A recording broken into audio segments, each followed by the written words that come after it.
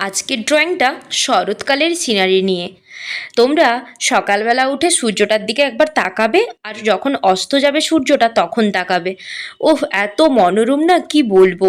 আর মেঘগুলো শরৎকালে পেঁজা তুলোর মতো ভাসতে থাকে। ওই রকমই একটা সিনারি আঁকার আমি চেষ্টা করলাম।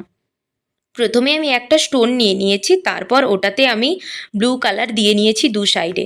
তারপরে মিডলটাতে আমি লাইট কালার দিচ্ছি, লাইট কালার দিয়ে পুরো কালারটাকে ব্লেন্ড করার চেষ্টা করছি। লাইট দিয়ে তারপরে হালকা ইয়েলো দিয়েছি। তারপরে ব্ল্যাক দিয়ে কিছু ঘাস এঁকে নিলাম। তারপরে একটা গাছ আঁকছি।